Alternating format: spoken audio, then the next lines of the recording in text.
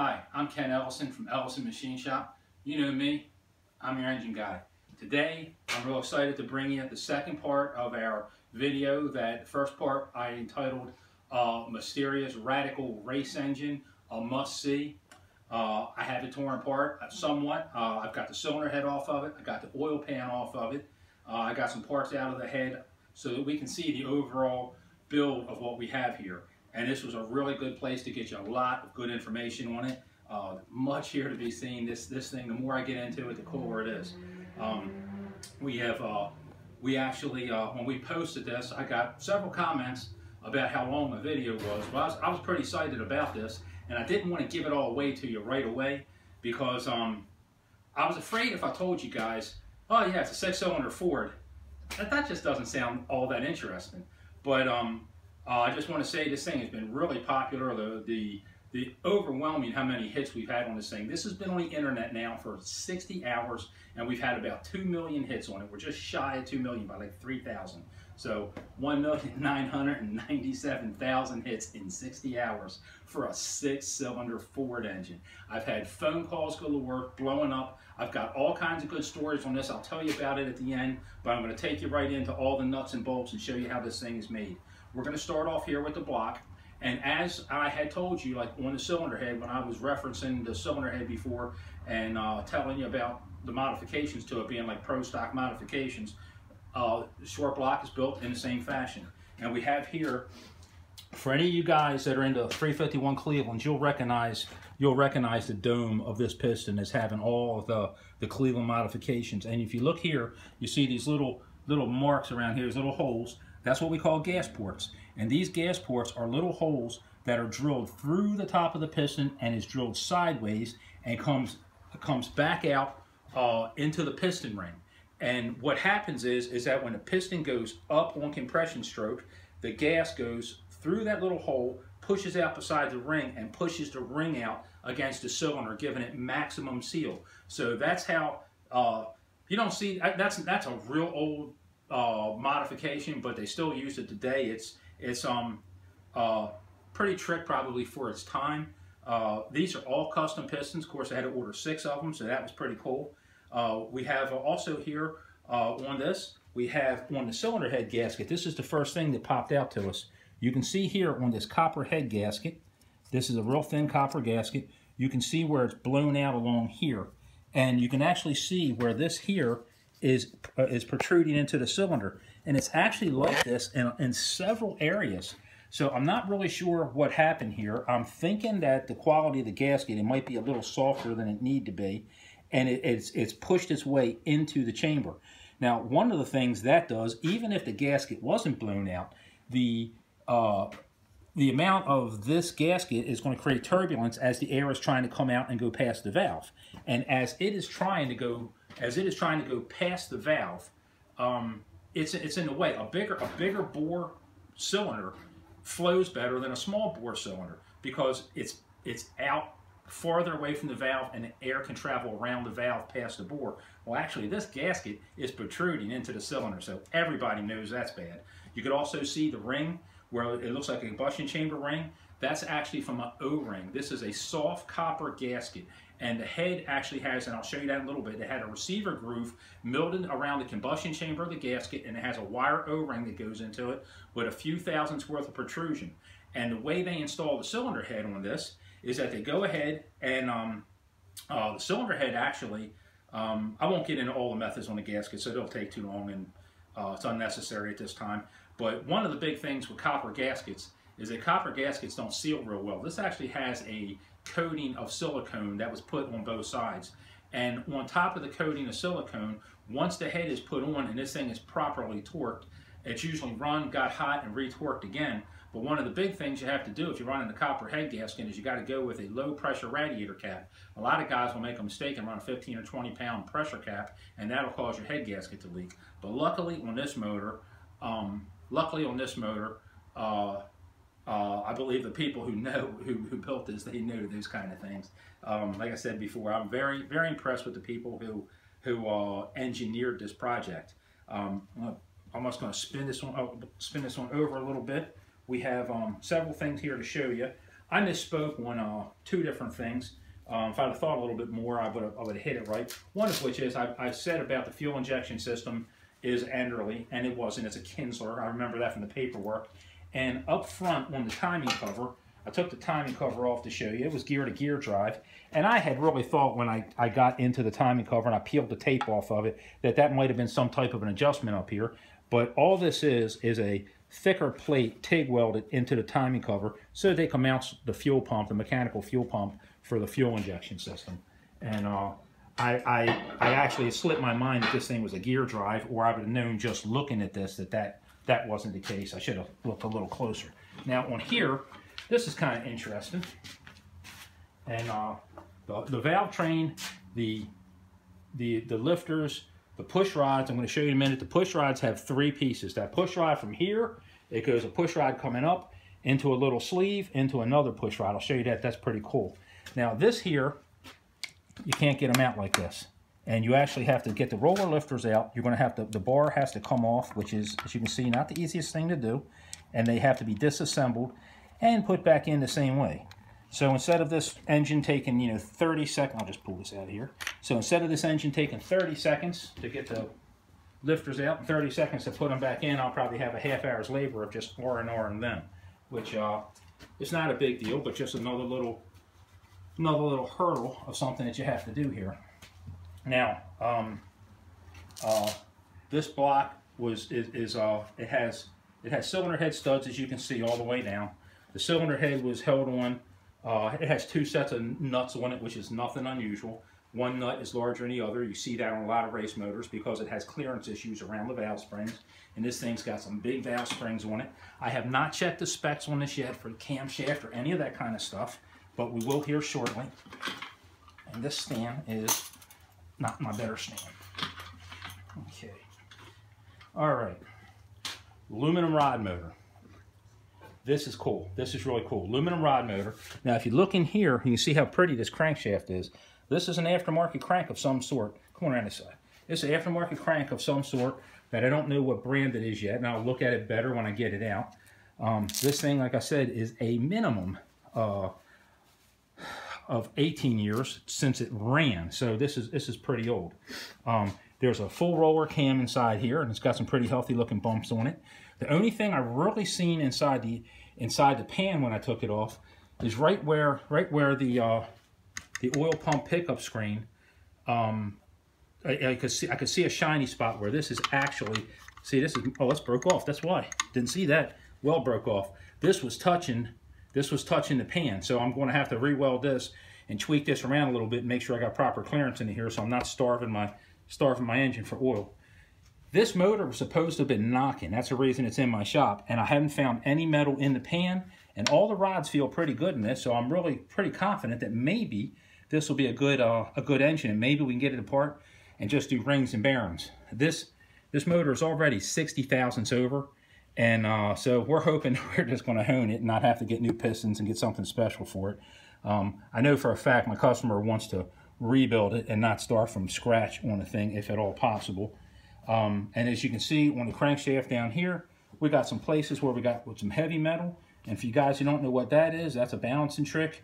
You can drill out a plug of cast iron or steel, and then you put in a different amount of metal, a different type of metal that has a much denser ratio to it, to where the steel is actually heavier. So you drill out a certain amount of weight and just by filling that spot back up, it's heavier, and that gives you the ability to balance this.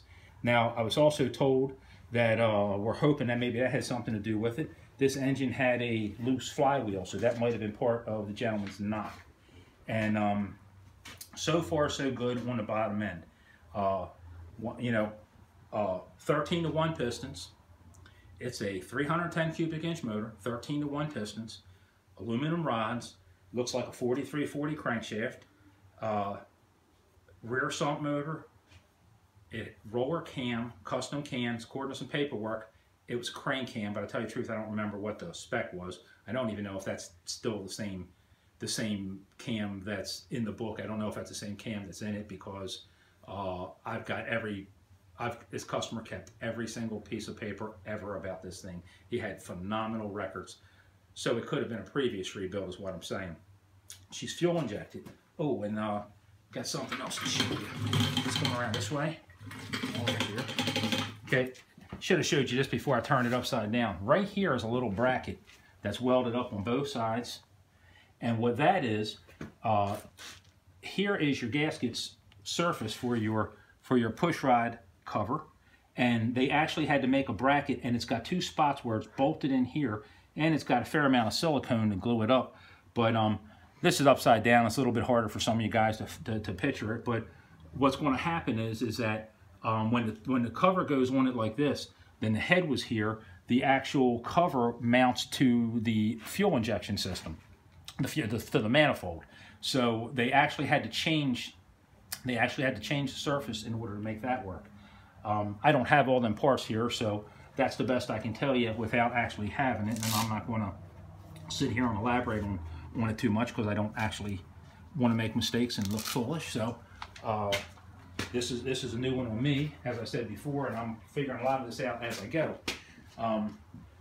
What's pretty interesting is that I've had several people. I asked for people about information on this.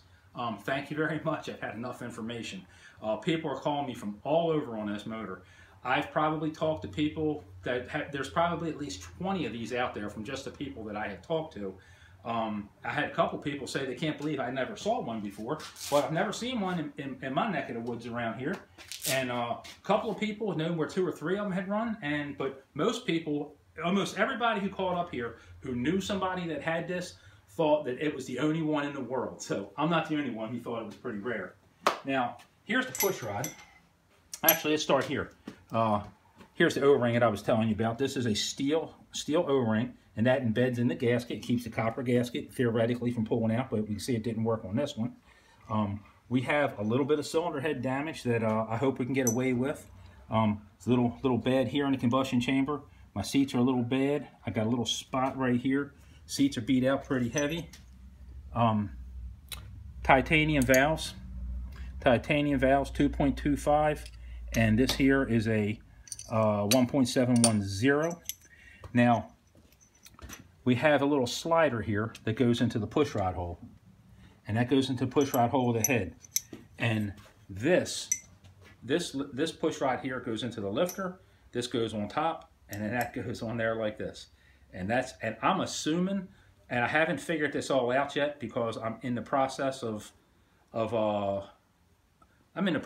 working out the details on it, and I'm not beating myself up with minute details until I make sure I even got an engine here to work with, making sure that it's still absolutely rebuildable. But I'm assuming that probably the reason this is like this is probably an offset on the valves, the valve geometry, and that would allow it to maneuver around a little bit as opposed to having a straight push rod. But I'll figure that out for sure as I get to the end, and I'll let you know. Now, we have some very big springs, full roller springs, large retainer. This is very common. Most of the rocker arms have all been cut out because they want to hit right here. And actually, while this was together, we noticed that it looked like on some of these that the bottom of the rocker arm was actually touching the retainer, and the roller wasn't touching the tip of the valve at all, which would mean that it probably has the wrong push rod in it. But it wasn't worth figuring out at this point because if we change the camshaft, if we machine the heads, any major changes we make, it would affect what that number would be as far as the length of the push rod. So we'll figure it out once we get it together on a final assembly. Another really neat thing that a lot of you guys have probably never seen this, but here's how your valve locks, will slide down into the retainer, and that's what holds your retainer. They are wedge shaped, and this is put together totally different. Now, titanium valves are soft on the tip, so you have to use some form of a lash cap. A lash cap is a hardened cap that goes over top the tip of the valve, and the rocker arm pushes up and down on it. And normally it's just a small cap, you take it off. But this one here, this is an old design that it actually you have a keeper. This is the actual valve lock. Wish I had $1 for the time I dropped one of them. This is the actual valve lock, and it has a lash cap built into it. So it wraps around and comes across the top, and then the top of it actually becomes the lash cap. It's the surface for the rock arm. So a lot of guys ain't never seen that before. That is not my favorite design, but it's interesting, and it's, you know, it's era appropriate for this motor. This motor, just like I had said earlier, this motor has all the bells and whistles when it comes to the cylinder head. It has all the pro stock type modifications. I had made mention that this head reminded me of the kind of stuff that I know that one of my favorite racers, Bob Glidden, used to run, between the way the chambers are polished, and as I had showed you on the other video, we have an exhaust plate on this side, and as you see here, this is the old existing port. This is where the header used to bolt up, and there's the exhaust holes. Now this cylinder head is made up in 6 segments, and from what I am told, this engine, I believe the heads to be Boss 302 intakes, Boss 302 heads that they cut up. And I really can't tell 100% because I can't find casting numbers on it. And actually, I didn't look as hard as I should, but I don't see them. But I was told these are Boss 302 heads, and it has Boss 302 size valves in it. Not that that means anything, because I've put plenty of the bigger valves in the regular 4-barrel Cleveland heads before. But as you can see, the exhaust gas used to come out and the port was here, so there was a 90-degree angle that the air came out of. So by putting the plate on it and moving the exhaust runner higher to the top of the head, the gas comes out of the cylinder and comes out in a much straighter turn, increasing the flow tremendously. Okay, flip this thing over, and this thing is a beast. This is heavy. Cleveland heads are heavy enough as it is. You put six of these little things together, and you got a lot. Okay, now looking down inside here, you can see a little bit where the segments of this is put together. And there is a lot of epoxy work here. See how far they raised the floor up? That is one of your big modifications on a Cleveland. When you raise the floor up, it increases the velocity speed of the air. You have volume, how much air comes through, but then you have velocity, how fast it comes through. The velocity is very important. And you can just see how all the ports, and whoever did this, is, as I said before, is a true artist. And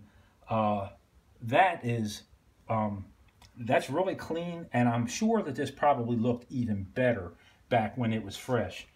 It's not fresh anymore, and we're going to look up inside this port here, and you can take a peek into here and take a look at the port job a little bit. A little bit dark in here. I should have got a brighter light, but this here is a really nice finish. I don't hope you can see that real well, but you know, I have no doubts that if Bob Glidden was here with me right now looking at something like this, he probably could show me where to add to and where to subtract, and he could probably tweak this a little better. But for as far as a 6-cylinder rebuild goes, man, this thing is absolutely the bomb. And that pretty much about covers it as far as the mechanical aspect of it. We're going to go ahead and get it apart. We're going to evaluate the valves and the guides, and see how much the couple of places where this head is hurt, how bad it actually is. We got to check it for straightness. We're gonna get the bottom end together, make sure we still got a crank. The crank's not cracked. Make sure. Like I said, this is already a 60 over motor. I just want to thank everybody once again. I had so many phone calls on this, and I have talked to some great engine builders. Some people who really have been involved in these projects before. Everybody has a story, and I tell you the truth, it blows me away, because I was expecting a little bit, but the one thing that I take away from this is, out of 2 million views, I've had, like I said, I've had about maybe 15 people actually thought that, or actually have been involved in one of these, and everybody, almost everybody, thought that the one that they seen was the only one in the world. I got people from all over call me up and says, I know who built your engine, because they seen one time. So I'm not, like I said, I'm not the only one who this was new to. Actually, I even had a really nice phone call. Had several people offering up information, sending me magazine articles, uploading stuff for me. I have somebody who's supposed to be sending me magazines. We've had phone calls on this from Canada and I'm in Maryland, so South Carolina. So I'm sorry, South California is a long way away. Every state you can think of. You guys from Australia, you guys are the bomb when it comes to this crazy Ford stuff. You know you are. I had a lot of guys from Australia give me a call, and I haven't even checked the day. As of yesterday, maybe around 10 o'clock in the morning, we had like 21,000 shares on this. So that goes to show you how interesting most people find this, and I appreciate you tuning in. I even had the honor of getting a phone call from Rusty Glidden, my legend son, Bob Glidden, I should say legend, the legend, I get stupid when I talk about it. I have respected his work so much, and when it came to Cleveland's, he was just a man, and he, like I said before, he ruled the planet with an engine that looked like this. Pro stock is obviously one of the hardest classes there are to dominate, and they did it with these type modifications. And when I seen this, I just couldn't help but think about it, and it was really nice that Rusty gave me a call and thanked me for mentioning his dad, which it was my pleasure. But this is the old school technology, and I really enjoy what we got going here, because nowadays you have people who are engineers who get on a computer and they design an engine, and they can send their file off to a foundry, and a foundry can pour a rough casting, and then a rough casting can go to the machine shop, and the machine shop can make anything. You know, pro stock nowadays is wonderful. I love it, don't get me wrong, but it is racing equipment as opposed to being stock engines. This was back in the day where real guys took engines and they put Ford parts in Chevys and Chevy parts in Fords and Buicks and anything they could think of, and they tried to figure out some way to make things go faster. And that's how I got my start as a young guy in machine shop business when I started at the age of 15. Very first thing we did is start trying to figure out, you know, when you don't have any money, you know, what you can go get out of the junk pile and build a Frankenstein motor out of. And this is truly a Frankenstein engine. So I hope you enjoyed this. Be a few days before I get back to you again. Next time I talk to you, we'll have it completely torn down, and we'll keep our fingers crossed that this thing doesn't have any major damage to it. And if it doesn't, we'll get you one more view of what it looks like completely torn apart after we get done the pressure test, MagnaFlux process, and all that. And then after that, we're going to start going back together. So hang tight. Thank you for following my videos. I appreciate it, and we'll talk to you soon.